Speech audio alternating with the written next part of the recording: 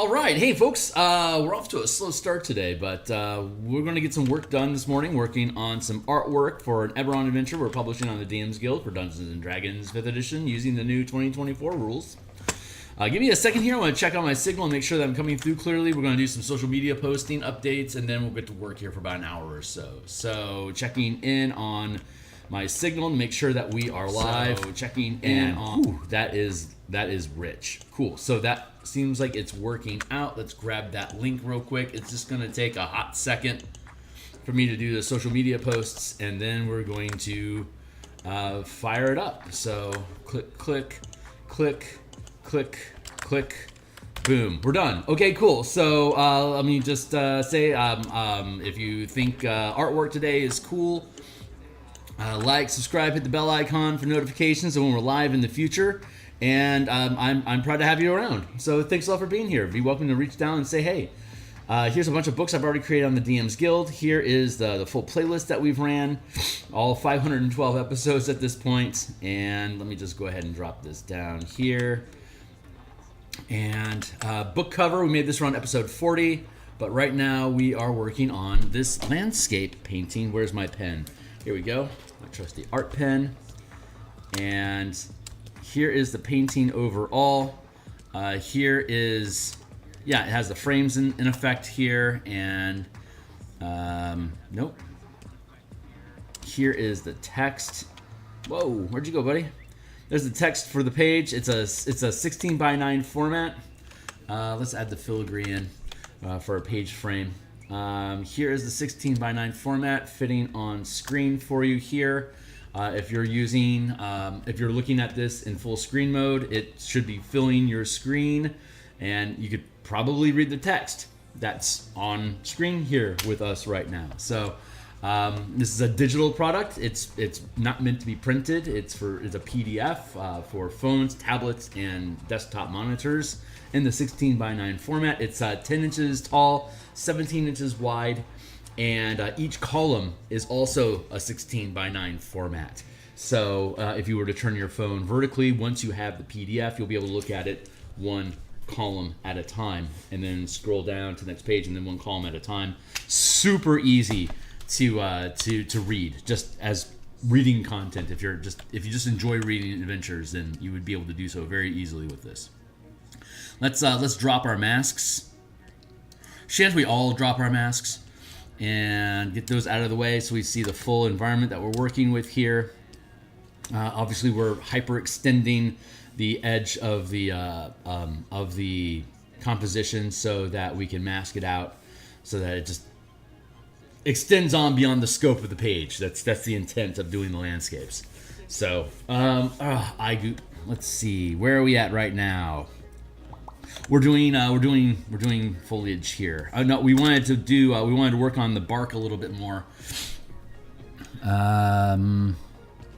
Trunk here. Let's drop the highlights on this a little bit more. Too much. Let's get that curve. That's about right. Okay, I need one more layer along this outside edge. That's more highlight because it's a little too uniform right now. I like the backlighting here, but we need to have a higher lighting on this side because this is where the light is coming from, obviously. So let's catch our reference here, and let's go in here and grab. That's probably going to be light enough.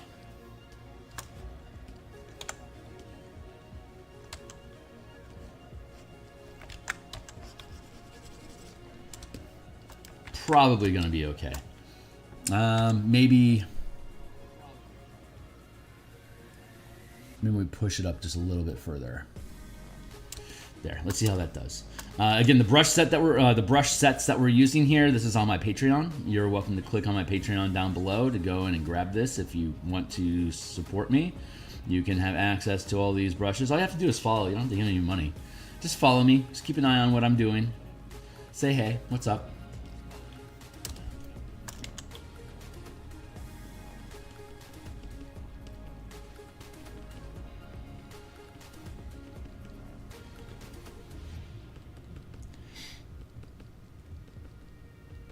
And you can, if you are a painting enthusiast yourself, you can try these out. This is the eraser that we're using, also in the brush kit that I provide. You see how I use all these techniques together to be able to produce Bob Ross style paintings in Photoshop. ABR files can be used by Photoshop, Krita, Clipart Studio, GIMP. Almost every software, almost every image software program can use ABR files. So it should be available on the weapon of choice that you have.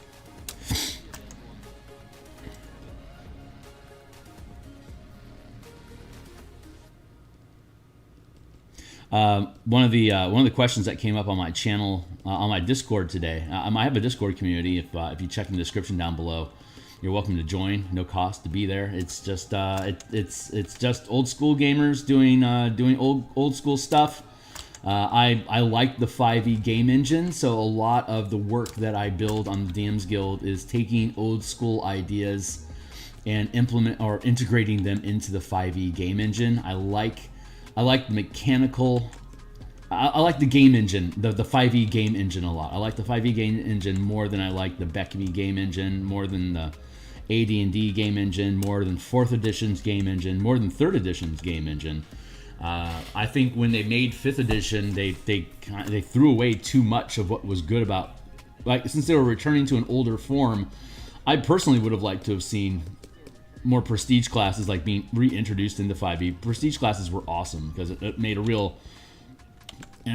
making a character a deck building exercise, kind of like Magic the Gathering. You build a deck to perform a certain way to achieve your goals with specific mechanics and a narrative, and if well done, a narrative theme that is consistent throughout the deck as well. And that was an amazing aspect of 3rd edition that WotC introduced into D&D, and that was amazing. I don't think they get enough credit for having achieved that excellent narrative and mechanical feat, that to have those things work together, to have infinite variety in how you make your characters and how they can solve dungeon delving or adventuring problems in general. That previous editions didn't have. Just the array of tools that was introduced into D&D from Wizards of the Coast, building out 3rd edition. It's impressive. I don't think people really give that enough homage. That was an incredible feat that they produced. But it was also incredibly unwieldy, very, very difficult to play test. Like, the amount of stuff that they were putting out, there's no way they could effectively play test like Magic of Incarnum. It was a 128 page book with a new magic system, new type of magic items, new feats, new prestige classes, new core classes, new monsters, new spells. It was a dazzling array of new stuff. And Magic of Incarnum is just one example of one book that they put out each month for like 3 years. They just kept pumping out all of these new ideas. And there's no way they could effectively playtest all of it to see if there's broken combos. And that was the fun of White Room construction of characters, is finding the broken combos. Hey, what's up? What's going on, Ryan? Deck building is a great analogy to character building. The nuance is great. I made an autognome Circle of the Moon Druid. Oh, fucking cool. That turned from small robot into a clockwork. I love that. That is such a great meme. When Warforged were created for Eberron in 3rd edition, that was all anyone could talk about, is, Autobots roll out, Dinobots activate. It was it completely opened up that entire narrative. I occasionally play in a Shadow Dark campaign, quote unquote campaign. Fred Willard with How to RPG and Wally DM, AJ Pickett.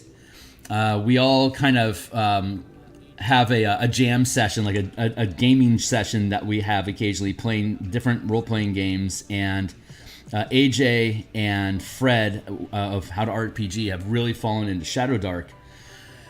And so I'm part of a role-playing crew, and AJ and Fred are making supplements for Shadow Dark, and one of them was both a druid that could shape shifts, as well as a Warforged type character, and that's what I'm playing. I'm playing a Warforged. It's a shaman, not a druid. A shaman that's a shape changer.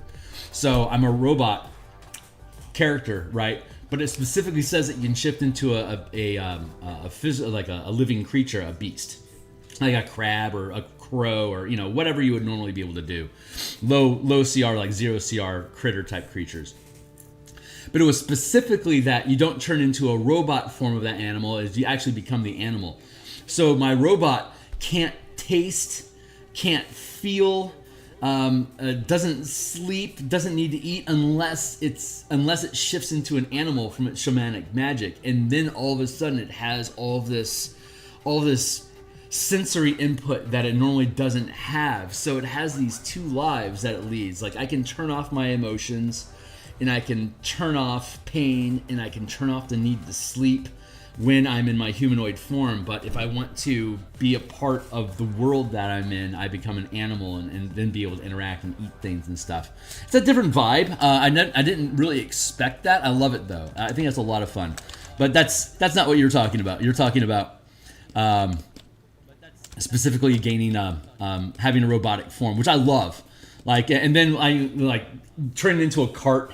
Like if you could be like a large sized creature, you could be like a cart. Why not become a ballista? So you could then take on a wild shape form as a warforged to become a ballista, and so you could deal siege damage when you're transformed. You can't move, but if anything's within range, you can deal siege damage to them. A lot of really fun ways to mess around with the warforged shapeshift paradigm. I love that. I love that a lot. What were we talking about? Oh, yeah, deck building. Right, deck building. Yeah, so many cool combinations. The Master of Many Forms was a prestige class in 3rd edition that was meant for the to be used. Basically, it highlighted and focused on the wild shape ability, where it was like you could become a basilisk and petrify people. You could become a gorgon and breathe poisonous gas. The Master of Many Forms would be able to, as you ascended in levels, you could take on more and more forms, like ultimately becoming a celestial, demon, or dragon, like at 17th plus level. That was I love that. I thought that was always just a ton of fun. But yeah, that deck building aspect of the game, it was intense. It was intense. The amount of playtesting that look at the amount of playtesting that we're doing for the martial powers system here, and that's just one magic system. The martial powers book is essentially just the Book of Nine Swords updated for 5th edition. And the amount of playtest, we're doing months and months of playtesting with our teams. And I've been playtesting it literally, well, actually more than a year now. We've been playtesting the martial power system because we want to make sure we get it right. There's no way in hell WotC invested a year of time into developing the martial powers, or developing the Book of Nine Swords when they published that for 3rd edition. They just had an idea and they winged it out there, and they left it up to us to figure out if it works or not. So, So I don't blame Wizards for not reintroducing prestige classes in 5th edition, but prestige classes was such a game changer for how we conceptualize, just conceptualized characters. What could a character be? And I think it's a real shame that that aspect of character design basically got flushed out of the system in 4th edition, which is why I think there was such a rebellion against what 4th edition was. It's like you made changes we didn't ask you to change about how the game works. We get that you're making a different type of game, but that's not the kind of game that we want, which is why Pathfinder became so popular. So we want more deck building, and we want it from the people that build decks for a living. It's like, what happened? But the question the question on my Discord server was about the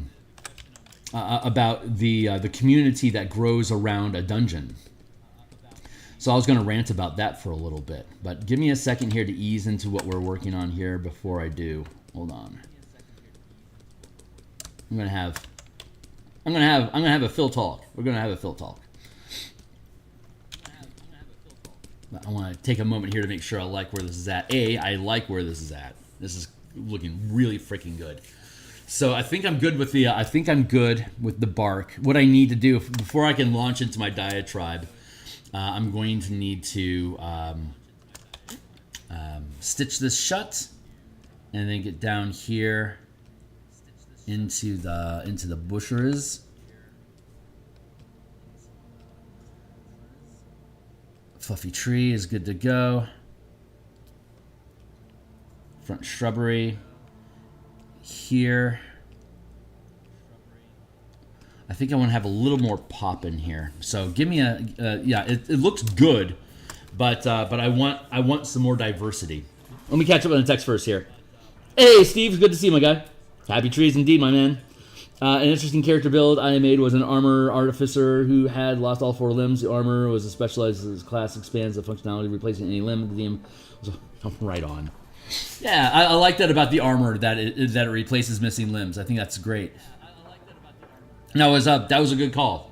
It makes for an interesting narrative. It also begs the question: if anyone can just become an artificer, why don't we have a fuck ton of artificers in the world for anyone that becomes paralyzed? Like, your solution is to become an armorer, right?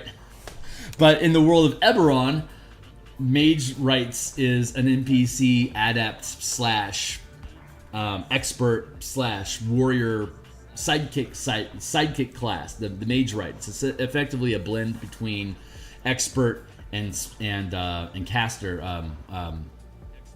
adept. Sorry, it's like somewhere between adept and expert.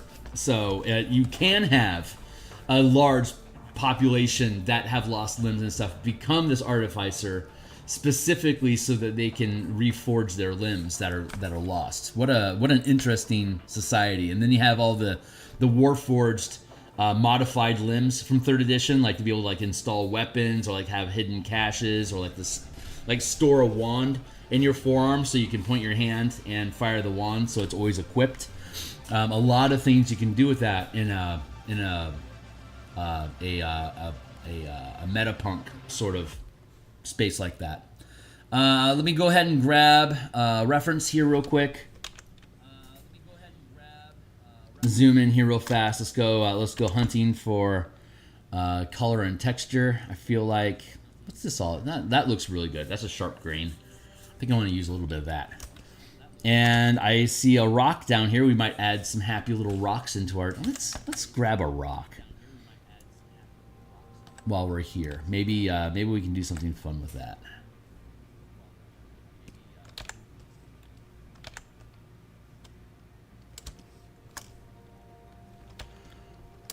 Where might a happy little rock live? Let's switch to... since we're working with rocks, let's switch to our mountain chisel.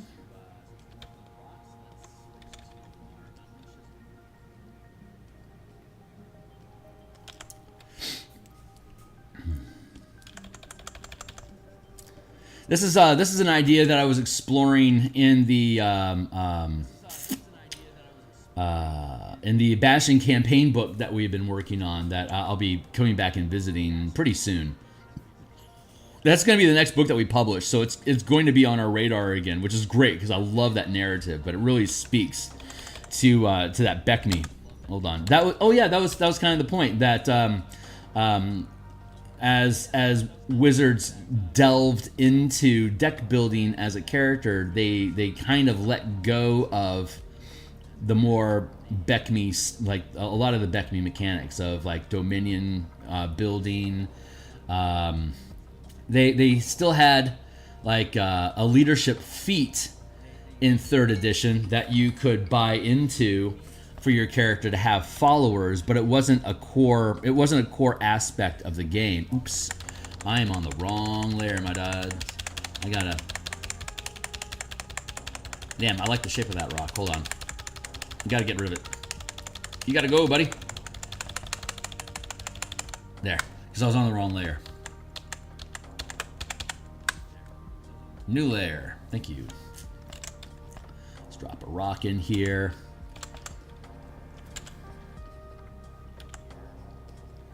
All right, I can ramble a little bit from here. I'm just gonna be doing some terrain stuff. What happens if I bring that in?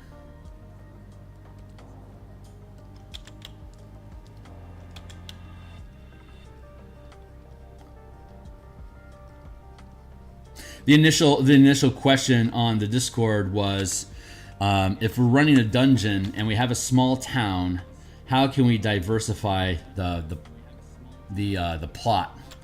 Like what kind of adventure and plot hooks can you have other than just going into the dungeon, coming back out of the dungeon to the village to take your long rest, and then going back into the dungeon again?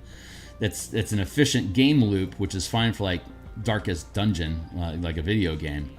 But if you want to expand the narrative beyond just simply that binary of either in or out of the dungeon, what do you do about it? And so then the question becomes, well, how are you processing gold and experience? Because like in the Beckme system, which was all about delving dungeons and extracting wealth and then taking it to a community to rest with, it was, you didn't get the experience points that you get was from the gold pieces that you give to the community. You basically buy your levels with an increasing amount of experience points, which is gained from gold. So when you got gold, you chose, do I want to improve my gear? Do I want to expand my spell repertoire by spending the gold in research? Or do I want to spend the gold to gain a level? In the mega dungeon that I'm running a playtest for with martial powers, we are using that's the system that we're using. You purchase your level with gold extracted. And I think I was talking about this a little bit yesterday in the morning, that there's like the Myconid colony that the team is attacking. They can, every 5 foot space of Myconid spore that's accumulated in their realm is worth 3 gold pieces. So like if you want to make a dose of poison that's worth 25 gold pieces, you need to collect 9 squares with a spore, and you can't safely collect spore unless you've conquered an area and you can spend your downtime basically harvesting materials from that area. There was also like the phase spiders that they were fighting. Phase spiders don't have any intrinsic gold value unto themselves, but if you can successfully harvest them, we have the way that they're narrated is that they have a blue stone, like a pearl inside of their head, that as they age, the stone develops in rarity, so that it becomes a teleportation. It becomes a single-use consumable misty step spell. So if you can extract the phase orb from the phase spider, you get a 1-use misty step potion, basically, that you can burn as a bonus action. Let's grab a reference again here real quick. Zoom in on that stone. Grab a highlight layer there. Wow. No, this is that catch issue I was talking about. See, it takes time for the tool to recognize. 5e Photoshop 2025 is a slow machine. I have to be mindful that we're in shadow here, so I want to be careful with my highlights. I'm going to stick with this color for now, and then we'll switch. I'm going to push up that opacity. I'm going to push up the strength of that rock so I can smudge it a little bit better.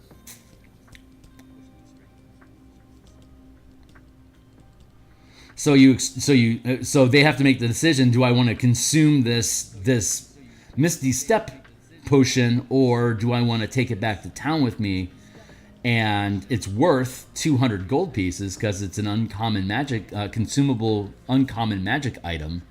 So it's worth 200 gold a pop. So every time you kill a phase spider and successfully extract a stone from it, it's worth 200 gold pieces. So hunting phase spiders is now it's now a profession. You know, you can earn a living doing that by extracting their stones and selling them off to artificers or wizards for spell components and stuff like that.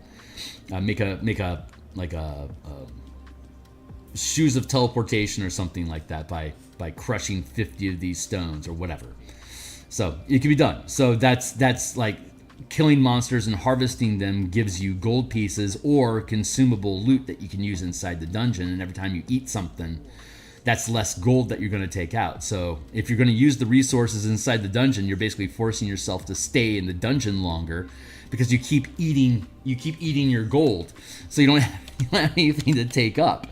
So a good dungeon has a wide variety mix of different types of materials that can be available for the team to harvest, loot, or discover. Like there's an underground river that's in our dungeon, and it has gold silt in it. So if they trawl it, if they take time to trawl it, they can collect little nuggets of gold that will accumulate into large amounts of gold pieces if they spend the time. There's the oyster. There's oysters that kobolds were farming down there that grow black pearls, and each black pearl is worth 50 gold pieces, and it weighs a gold piece. So 2,500 gold pieces worth of black pearls is 1 pound. It's like that's easy for them to extract. But then there's also like a 5,000 gold piece statue that they found that weighs 700 pounds. It's made of onyx. It's like, how are you going to haul that out? I'm like, well, maybe we won't. So they have to figure out how we're going to haul this fucking thing away. So like keeping weight values in mind is important. But then it comes down to like, well, what kind of a community are we taking this material to? Like how large of a community do you have to go to that can successfully liquidate a 700-pound statue of onyx that's worth 5,000 gold? Like how large of a town do you need to go to? And so we have a excuse me for a second while I get myself down here.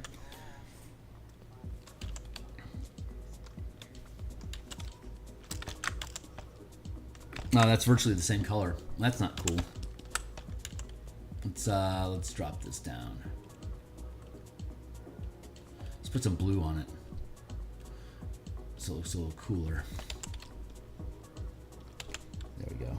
Something like that. So we have a scale, right, for the size of the town, and this is part of the Bastion campaign system. You've got I can't write out there. We've got a hamlet. We've got a village. We've got a town.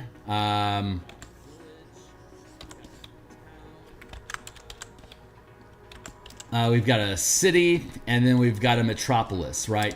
And the amount of gold that it can process per week. A hamlet can process 50 gold per week. A village can process 200 gold per week. A town can process 2,000 gold per week. A city can process 20k worth of gold a week, and a metropolis can process 100,000 gold per week. Like that's how much the community can absorb and just eat. If you're just throwing gold around and throwing it away to gain your level, like partying, going on tours, renting villas, having big parties, that the community is large enough to be able to absorb stuff at that rate. So if the hamlet can only absorb 50 gold per week, and you have 5,000 gold that you need to process into experience points for your team to hit 3rd level, it's going to take you 100 weeks in that hamlet to be able to process all that gold. And if you don't care about time, then great. 100 weeks, 2 years go by and you gain 3rd level, and now the dungeon has repopulated and you can dive back into it again. Or you could take a week to go to a town, that's a week away, right? Go across the wilderness, go to that town. It can process 2,000 gold per week. So 1 week to get to the town, 3 weeks to process the gold, 1 week back from the town. So in 5 weeks, you're out of the dungeon, at the town, back from the town, back into the dungeon, you're level 3 in 5 weeks as opposed to 2 years. If there's a city that's nearby, then you could do that in a week. But how far away is that city? So now it becomes an issue of, if we're running this campaign, how much surrounding territory do we need? Well, how high of a level do you plan on getting?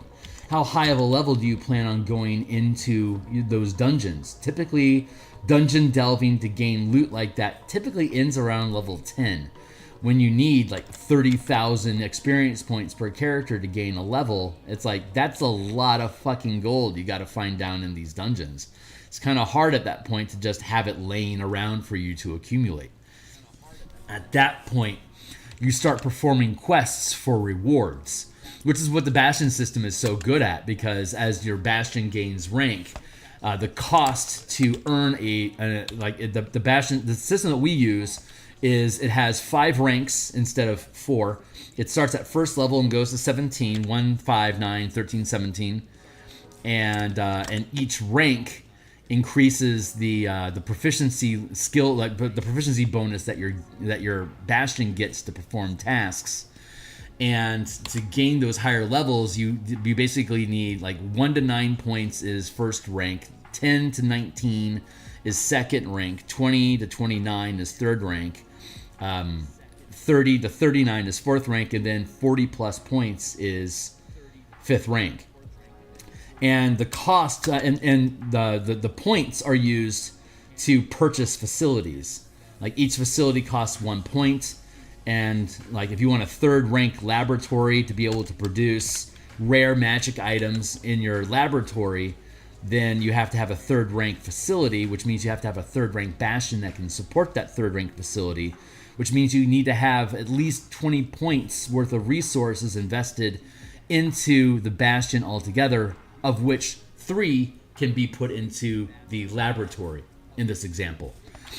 So to gain these resource points to advance your Bastion and to invest in a facility, it's 100 gold pieces per resource at first rank.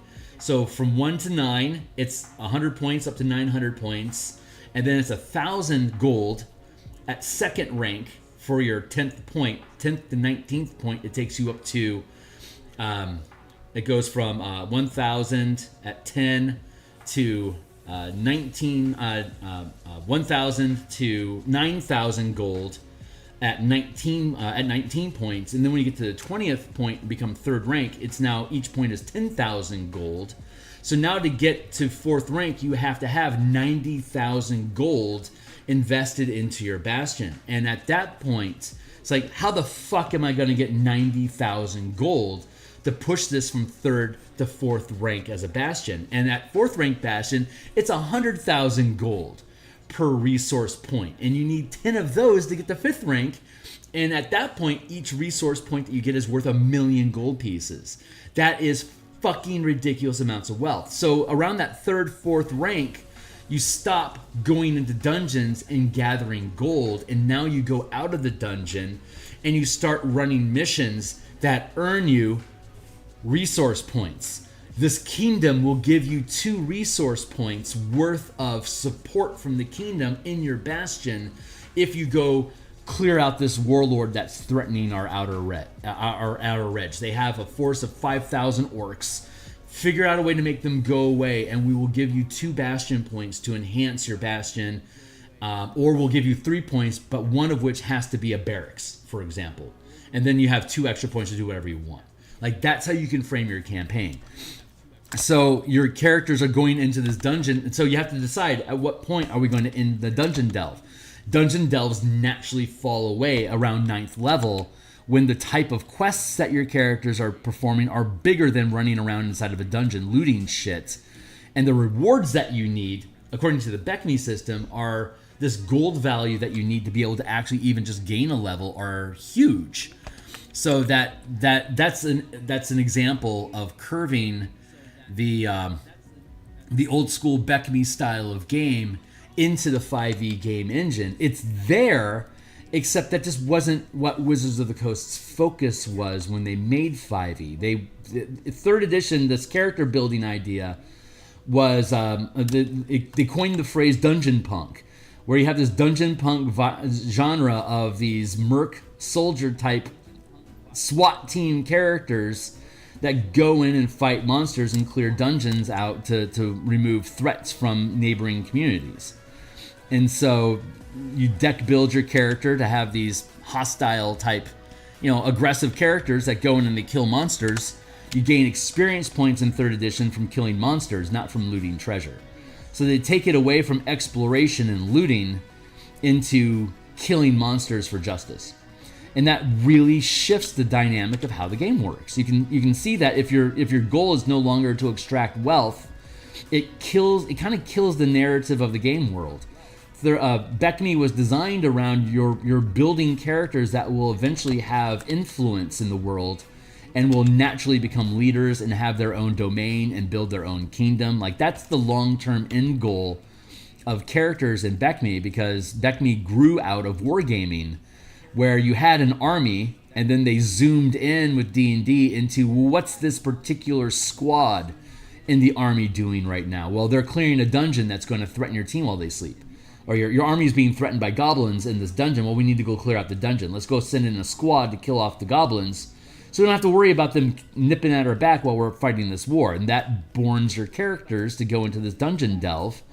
And as you ascend in power with these dungeons, you gain rank, influence, and power, and eventually are capable of looting out enough gold to build your own kingdom, accumulate your own army, and then it just loops. The cycle loops. Your character started off at 1st level in an army that you eventually grew in power to have your own army. They retire, because in the Beckme system, it was like a number of weeks, number of weeks or months. I don't remember what it was, but let's say it was months. A number of months equal to your level is how long it took you to gain that level in processing gold and looting, just carousing and training. Eventually, you gain a level. So at 16th level, it's going to be 16 months, which is like a year and it's like 5 fiscal quarters for your character to gain a level at 16th level, right? So that means that character is going to be out of adventuring for a year and a quarter. So if I want to keep playing D&D in this game world, I need a new character. So as your character gains levels, they start accumulating an army that you can now build low-level, first-level characters inside that army. So your next characters are the soldiers in your previous character's army. So you start building this cascade of world building on top of your own campaign, on top of each other. So like these characters are recruited by your previous characters to run these missions because they need another 15 months for them to gain a level for you to go on another high-level quest. And by the time that your characters get to that, by the time your characters gain that level, a new threat will have arisen in the world that requires a 16th level adventuring team to resolve. So it was a self-feeding, it was a feedback loop that was self-feeding and self-referential. It was an amazing system, and that level of depth of world building is a reason why people would want to stay in a campaign for years on end. It's like in my Eberron campaign, we're 4 campaigns deep. Like we're running campaign on top of another campaign on top of another campaign on top of another campaign.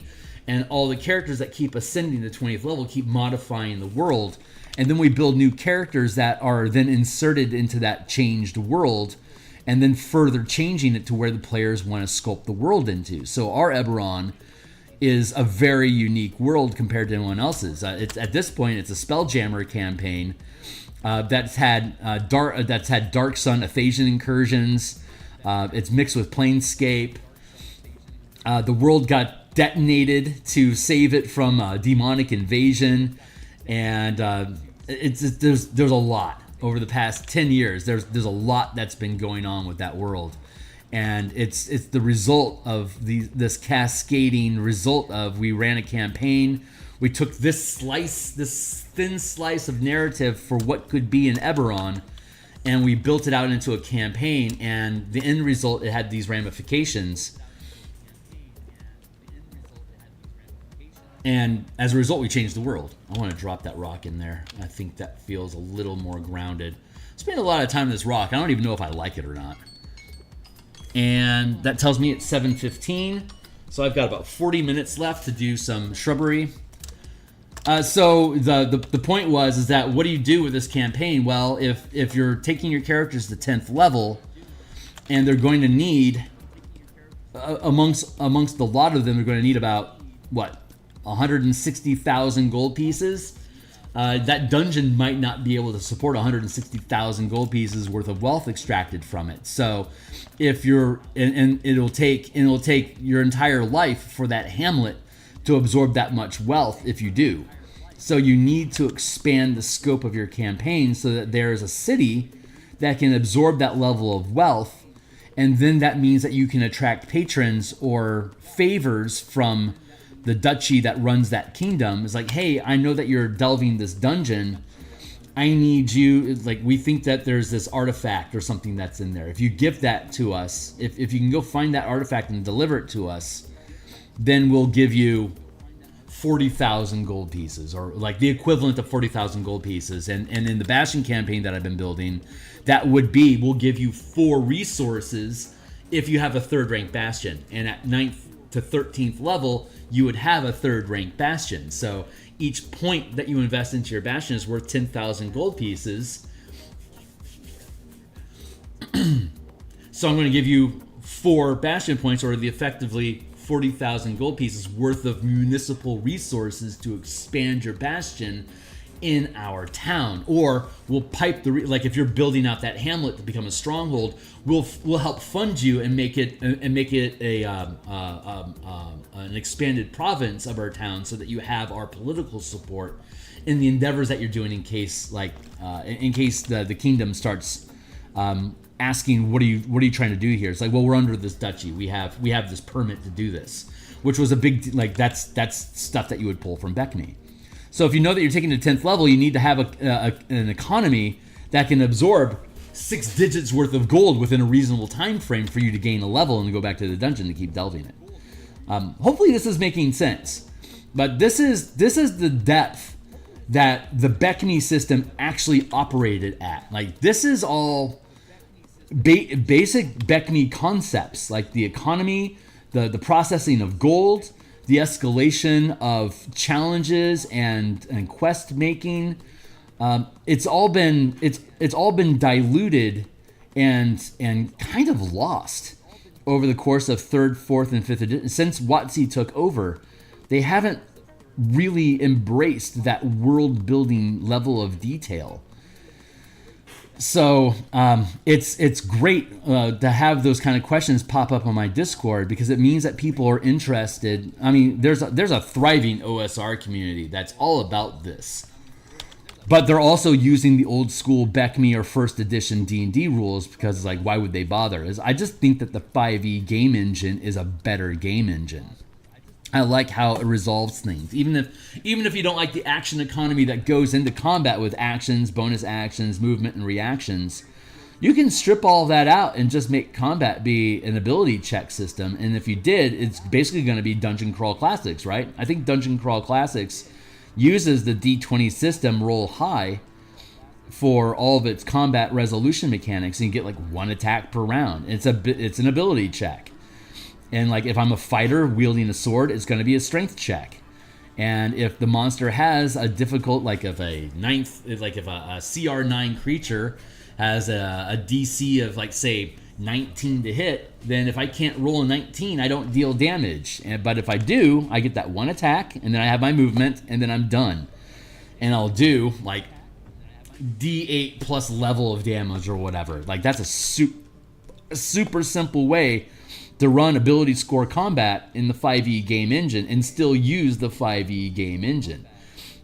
But so much of 5e is built around combat mechanics that it's like, what exactly am I doing with what are my subclass abilities? Like, most of them become irrelevant, because it's like, with your bonus action you can do X, Y, and Z, and as a reaction you can do A, B, and C, and that's your character. Because the 5e game engine is a small squad combat game. It's Dungeon Punk. It's still 3rd edition, but they simplified the mechanics of building characters compared to what 3rd edition used to be. Like, it's not a deck building game, not nearly as much as it used to be.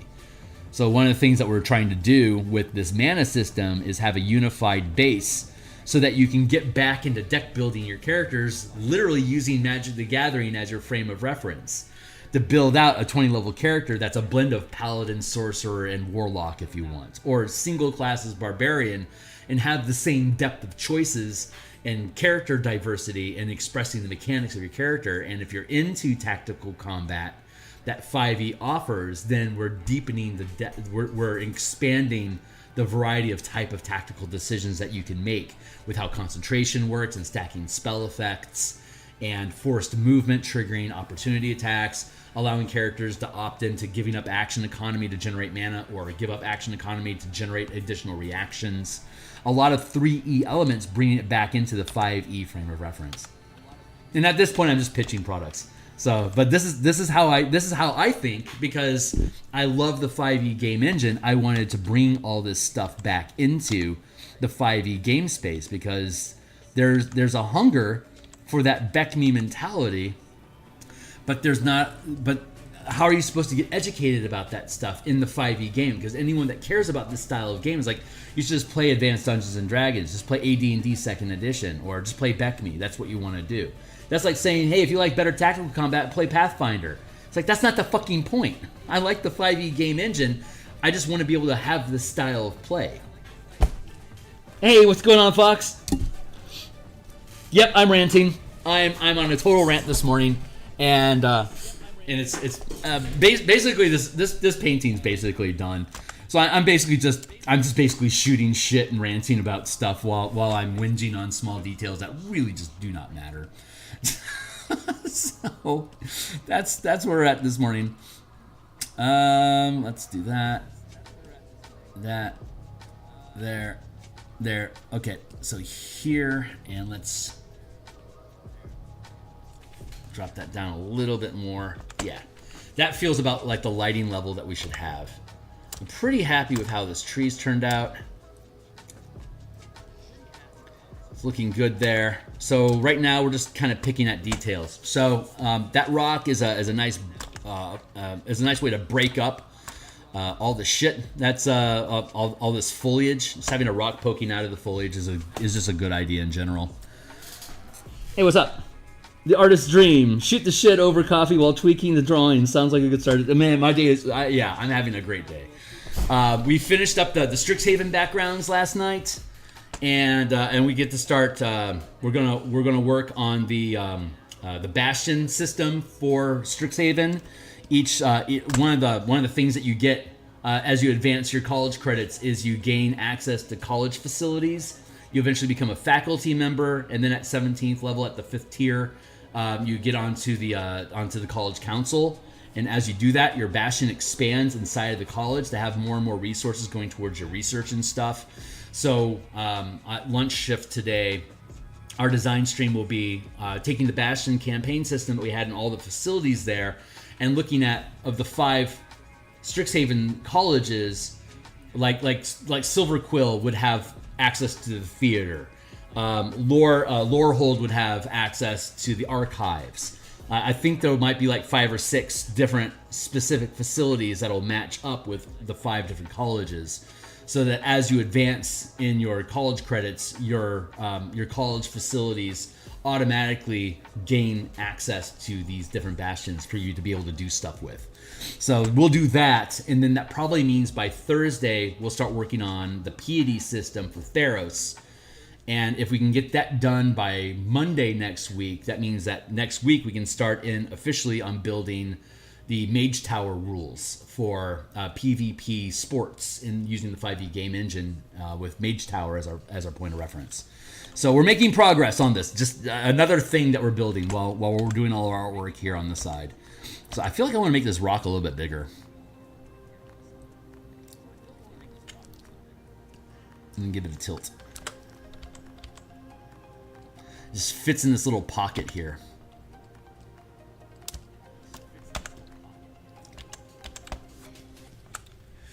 And then I want to put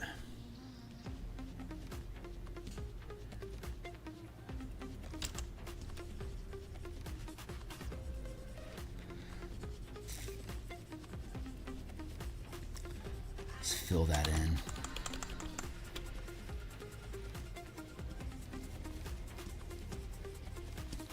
But yeah, that's all of that. Basically asking about how do you run your campaign, how do you run a mega dungeon campaign that's more than just the mega dungeon? What's the larger context of that dungeon in the campaign environment? And you have to have an idea of how far is the campaign going, so you know the scope that you need. And you have to think about, if you're using the Beckme style of gaining gold as experience points, so you're buying your levels with gold, then you have to think about like how much can that hamlet around that dungeon, how much gold can it actually absorb on a daily, weekly, monthly, or annual basis.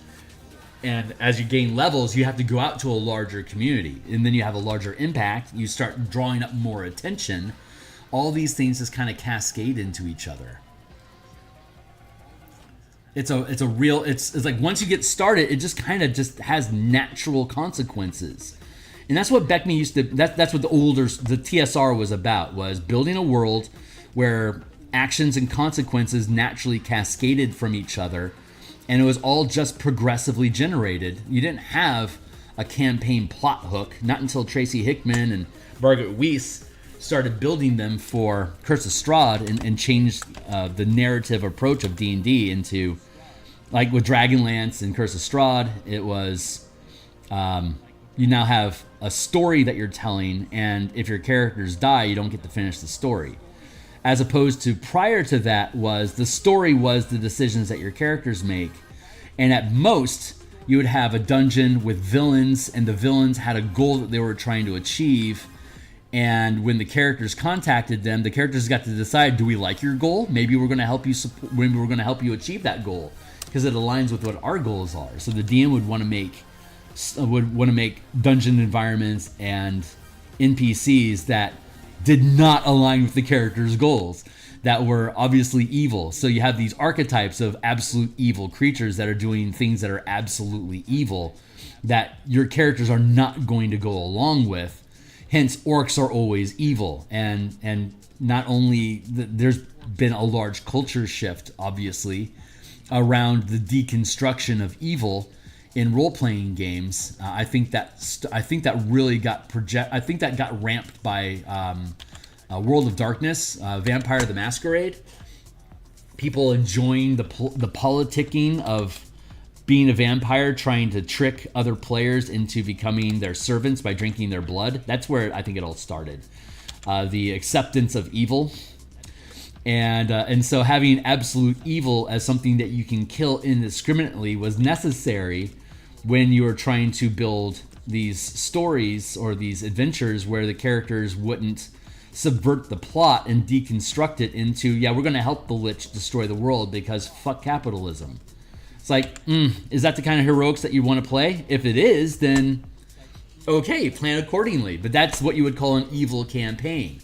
And that, at one point, was a real avant-garde approach to gaming. It's like, oh, you guys are playing an evil campaign where you're cutting each other's throats? How exotic. And that became more and more, as more and more people do it, becomes more and more accepted. And then it starts to ask the question, like, well, what is evil? Like, what is evil's presence, and how acceptable can it be in your game? I'm playing an evil character. Well, what does that mean? It means I'm going to backstab my characters. So you're saying that this team is unreliable. Is that the kind of game that we want to play? Now you have to have a conversation about how much backstabbing is allowed in your game. You know, these are all things that existed already, but now it's being codified and gamified as a different aspect of social engagement.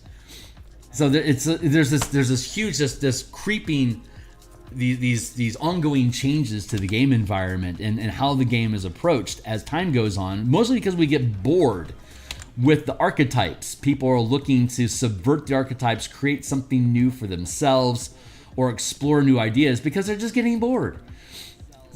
That's where a lot of these changes come from. It's like, I haven't made a mark on the world, so I'm going to mark it this way, Stain. But I'm biased, you know. I mean, I when I play D&D, I want to play with people and build relationships with people that I can like legitimately trust. And I honestly believe the way that you play your game is how you wish you could run your life. So when we run across people that enjoy backstabbing and betraying, and they can get away with it because it's a game, it's like, well, you wish you could backstab and betray people in real life. I mean, there's an argument to say, no, it's just cathartic escapism to allow them. It's like, well, that means that you have a dark passenger that you haven't come to peace with yet. That's why it has to express itself in its game. There's a darkness that you need to resolve. And maybe I'm judgmental in that sense. But after doing this for 40 years, like, the people that I love being around are people that try to build trust with you inside the game. They build camaraderie, and you build trust through your actions. And D&D, or role-playing in general, has this crazy ability to allow you to demonstrate how would I be in impossible situations. What kind of things would I be willing to do? And I've played both sides of that fence. Like legitimately, I've been an asshole, like for real, through my character to people. And I've also been willing to completely sacrifice my own goals for people in the game because I want them to succeed, and I don't mind if I lose my goals for them to achieve theirs because I care about what they want to do. Or I could just simply like their goals better. It's like I'm willing to sacrifice what I was planning on doing because I think what they're trying to do is just better. Like there's these different angles that you can approach it at, but you have to really think about, what am I trying to do? Why am I doing what I'm doing in my life? Why am I doing what am I expressing? What am I telling people with the jokes that I tell, or the clothes that I wear, or the posts that I make on social media, or where I spend my time on Reddit? Like these are all decisions that we're making that actually say things about ourselves. And I think people try to brush it under the rug as, well, we're just playing a game. But it's like, no, people that pay attention look at how you play the game. Like you can play an evil character, but if while you're playing that evil character, you're like out of character, like, hey, I'm playing this evil guy and I want to do this betrayal thing. Are you on board with my character betraying your character because your backstory has X, Y, and Z? And if I betray you with A and B, that means that we can create this thing that's like F, G, H. Are you into that? No, I'm not. Okay, well, fuck that then. Never mind. But if I tried to go ahead with it anyway, even though you said you didn't want to, that's telling me what kind of a player you are, not kind of a character you're playing. You have to keep those two things separated from each other and pay attention to that. That's how you can find friendships.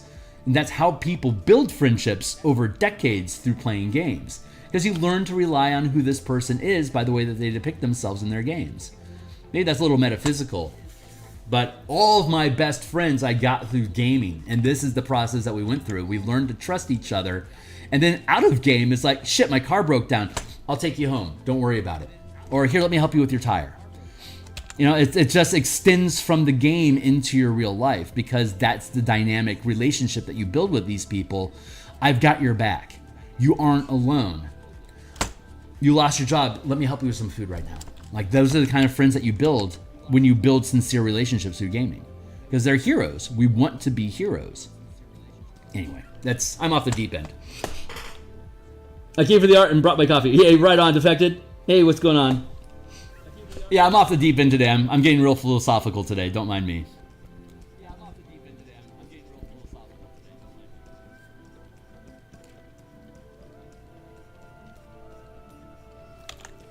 I've whinged on this rock for like an hour. Because effectively we're done. I mean, I don't really need a rock here, but I wanted to put a rock in. So let's get past it. Let's do some quick shrubbery here. Let's go grab a reference. Tomorrow we're gonna start on a new painting. I'm just basically fucking around right now and having fun with you guys. So tomorrow we're going to start a brand new illustration. We're going to do a scenery shot of Ader Academy in the city of Ader. It's architecture. That's one of my weak spots. So I'm going to be showing my ass a little bit while we go through that process. Maybe it'll be good. Maybe it'll be bad. We'll see what ends up happening. But it's another 2-page spread, like a 2-column spread like this. Basically this amount of area that we're going to do an Ader Academy picture of. So it's still formulating. We're going to do some brainstorming tomorrow, some composition. There's very little reference on what Ader Academy actually looks like. So we have a lot of open space for us to freely choose how we want this thing to look. So we're going to have some fun. And we'll probably spend 2 weeks on that. And I've almost got all the maps dropped into position throughout the rest of the book.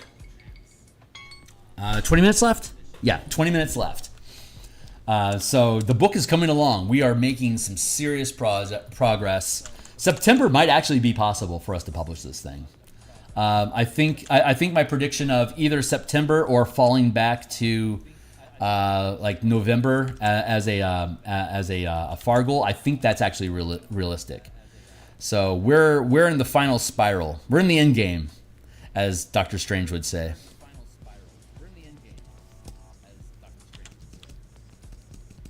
We are in the end game. So I'm just enjoying it. I feel confident about the piece. I've gotten over how long is it going to take for us to actually complete this thing because I can see the end.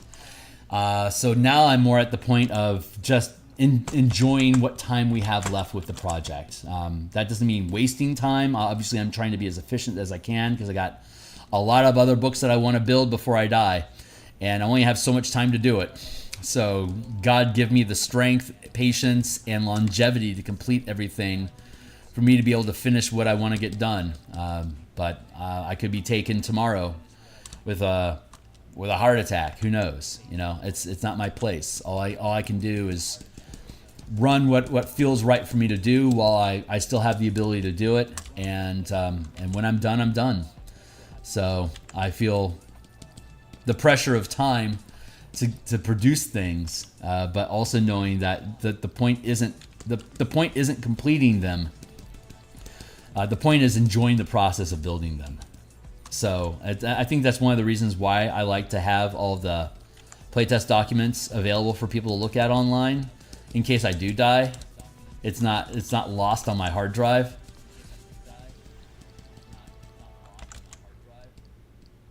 So folks can just, see what's going on.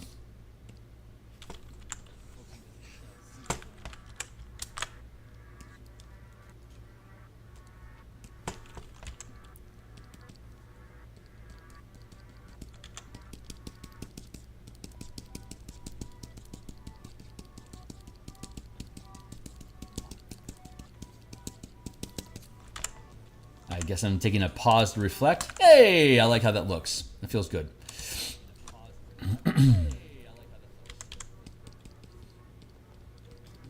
Make this little tuft in here, increase the size of this. We're just dancing some little foliage in here, just playing around, filling up these little blank spaces. We've got a really good foundation for the shrubbery in general, but there's all these little gaps and little patterns and stuff that we can fuck around with, just to add some diversity. We're just in bonus time. We're just playing. We're just playing in the forest, having a good time, just messing around.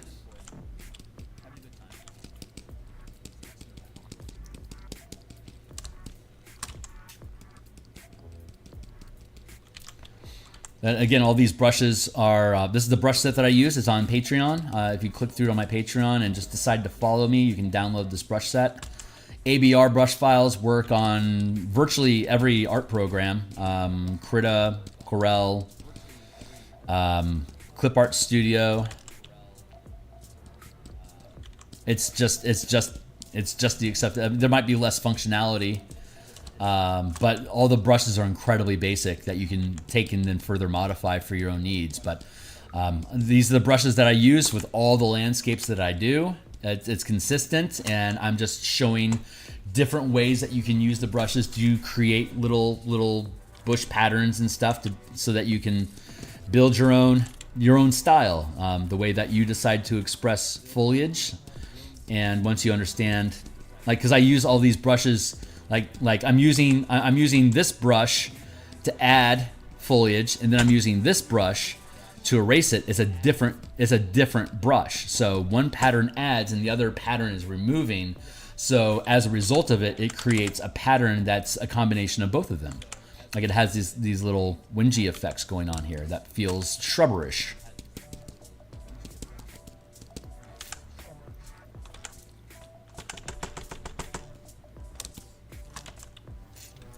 Layer, increase the size a smidge, and then do the same.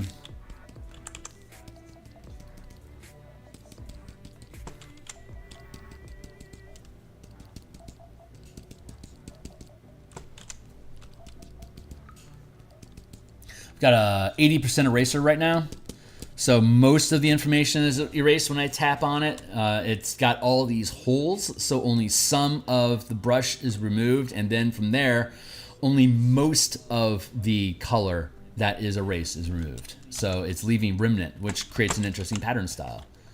But I like, see, that's enough depth there that fills in that gap. I don't really need to do more with that. But I can come out here along this edge, and let's go find, in the references, let's go find a little spot of light where we can find, like that is a brighter color. So we can come over here, we can grab a different brush. Let's use our foliage, our general foliage brush. And that's not light enough, but I like that pattern. So we're gonna do like that.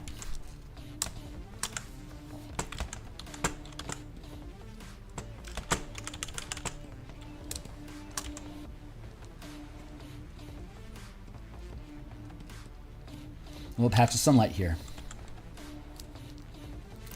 And then we're going to use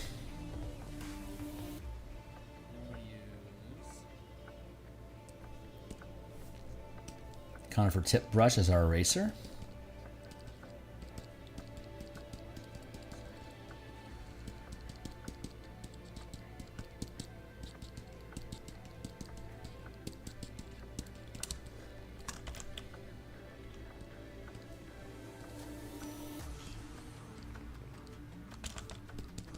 We're just layering these effects, making sure that I don't touch like this this upper point here that we added in. I'm making sure I stay clear of those.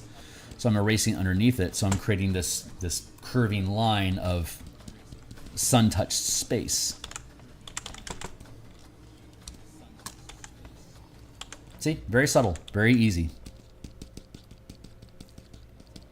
And I'm using eraser at 30% to affect the shadow, so that it's more, you can see it, it's more highlight over here, and it starts to darken as you get closer to the base of the tree, which is appropriate.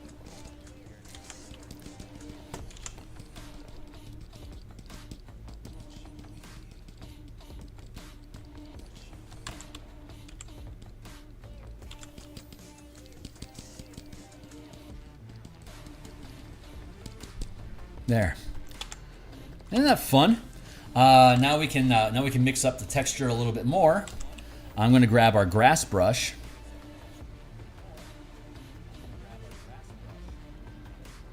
There you are. Grass blades.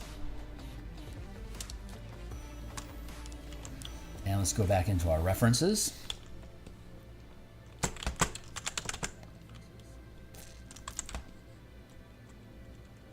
That feels good. Let's see if that works.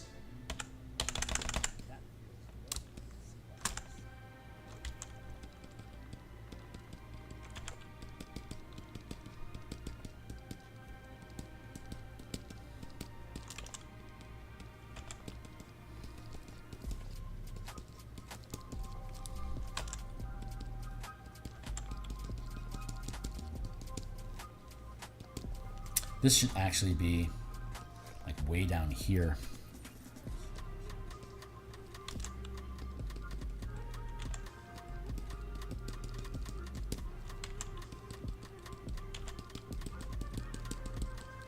See, I just have grass. Since I dropped it down underneath all this other foliage stuff, it's going to appear as basically closer to the soil than the above ground bushes. But it's adding in just a very subtle texture. It's just a rough comb brush sort of texture that we can use to help form curvature on the ground. Just tap away at it with a 70% eraser. Gets rid of most of the information, but leaves just a little bit of it in there to hint at the texture. Like down here. You can dot that stuff in. Just let it fill in a little bit. Just a bunch of different brushes that we use in different combinations to create different type of foliage effects. And when you add it all together, it's like there's a lot of biodiversity that's being shown here. It's not all static. When I took my portfolio, this was back in 2015. I took my portfolio to PiezoCon, which is in SeaTac near the Seattle airport. And I took my portfolio to them, and I'd done a lot of work on character art development and stylized stuff for the different iconic characters, and had some scenery for them. And I was like, you know, I'm interested in doing some gigs with Paizo. What do you think? And the strongest critique that I got was your environments they look too cut paste, like you're using brushes instead of actually painting. Your character art's good enough, but you need to strengthen your environment. So if you can make your environment where the characters are interacting with monsters, if you can get those up to the same level as your character art and your monster art, then we can give you some work. We'd be happy to work with you. And I'm like, awesome. So I took a year and a half to get to that point. And by the time I got to that stage, I didn't want to work with Paizo anymore, because I found out how little they were paying their artists. I'm like, well, this is a ton of work that I'm putting in. It doesn't sound like a lot of work, a lot of art. That doesn't sound like a lot of money. And I didn't think the prestige was really there to warrant the loss of time and effort for the lack of compensation. So I decided to let it go. But that was transformative. That's what got me into exploring these ideas of. That's what got me into Bob Ross in the first place. It's like, well, if I want to get my environments good enough for Paizo to be interested in working with me, how am I going to up my environment game? Bob Ross. Immediate answer popped in the head. Fucking Bob Ross. I'm like, okay, let's figure it out. And that was 8 years ago. So by the end of 2017, I'd done 120 different paintings like this, and I've just been continuing to develop this and becoming just more and more casual and comfortable with doing it. At this point, it's just a nothing thing for me to do this stuff. It's just fun. Now it's just fun. So I just get to fuck around and make some paintings and bullshit with people, sip some coffee, and make some Bob Ross paintings. It's super fun. The one weakness I have, my most glaring weakness, is architecture. So the next painting that we're going to do is Ader Academy, an architecture-based painting. I can only hope I don't completely embarrass myself and make an ass picture. It'll at least be okay, but will it be great? I don't have Bob Ross techniques for buildings yet, but I'm interested in developing them. The problem is that I can be super organic and just tap stuff in anywhere I want that feels right with a forest, because it's just wherever nature can shove something, she's going to grow something. Architecture is more structured than that. It has patterns, the replicated patterns that have to conform with very specific perspective rules for your eye to just accept that it's real. I haven't figured that out yet. So I hope, my prayer is that over the next couple weeks when we build out this next painting, that I'll have some of those secrets revealed to me that I can start incorporating into larger projects in the future.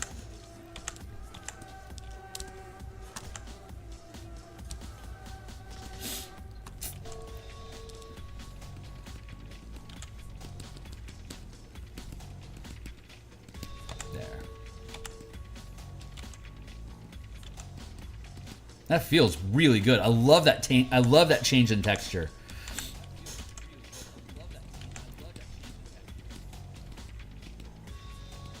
It's just a level of grittiness, just a level of grittiness that breaks up that base background, and just adds volume to it. You know? Fuck, that feels good.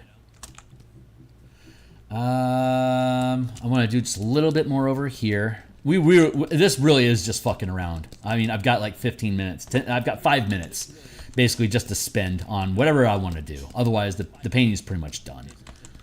So we're just basically doing victory laps at this point. It's a nice rock. Thanks. Thanks. Thanks, Defected.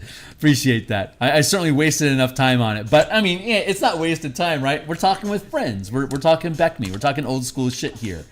That's if there's one thing I love almost as much as painting, it's talking about old school games and beyond that, actually finding ways to implement it into my 5e games.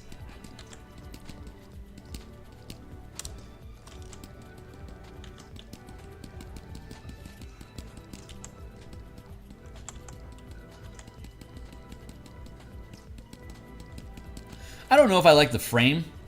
We're leaving this frame in place, but I'm not married to it. You know, like I can disable that and disable that. It's just a way. It's just a way to put a limit on it so it doesn't get in the way of the text. But once we finish the Ader Academy painting, we're going to go in and we're going to get serious about the frame, about the filigree frame around the piece.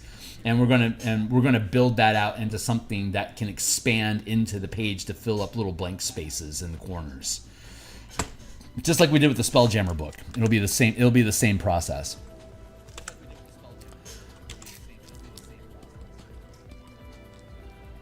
Oops, I don't want to do that. I want to come back down to here. Hey, Tex, what's up? Hey, Ryan. I had a quest arc I was reminded of brewing in your Discord with another guy where someone was being held hostage by a mimic that was disguised as a funny pack on their person. That's great. Love it.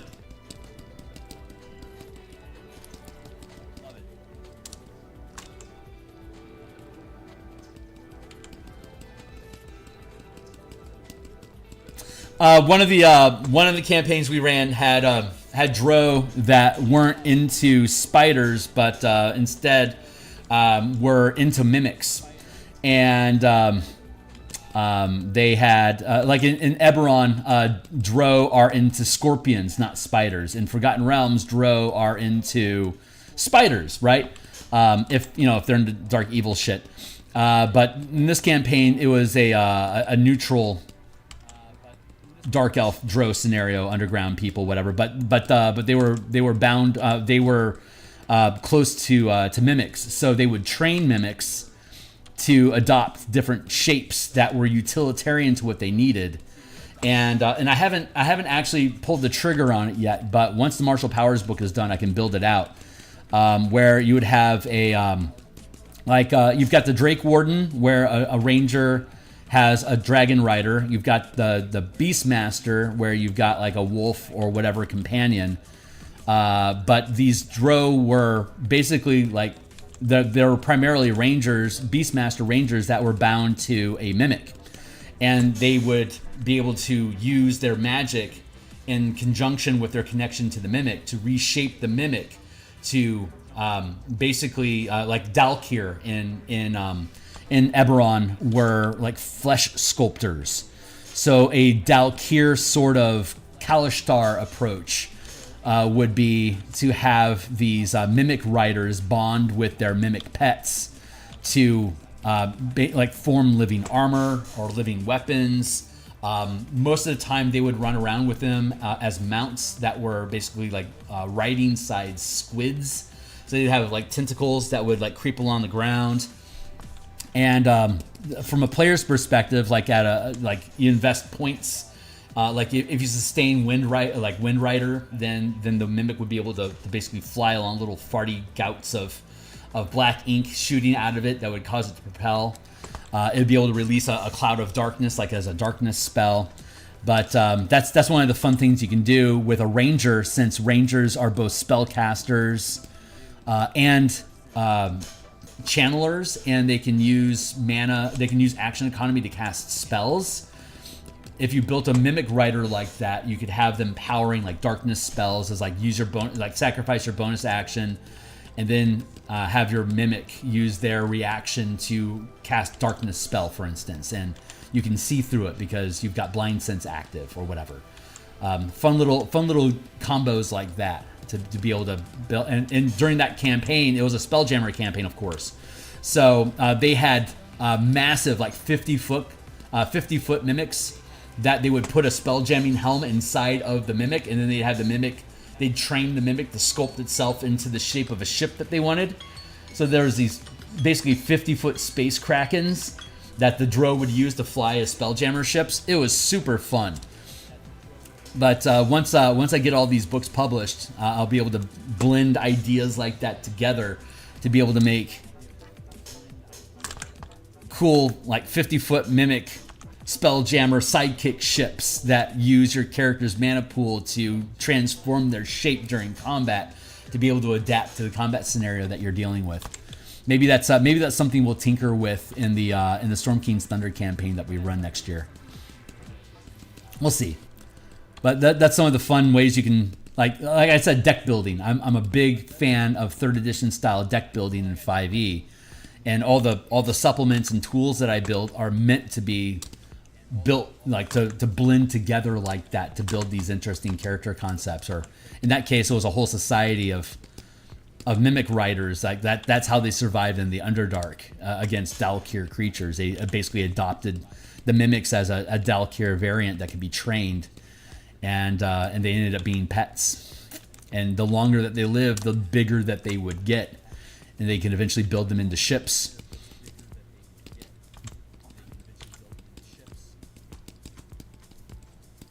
And I'm out of time. Let me just dot that one in here real quick to get rid of that texture, to blend it in a little bit more.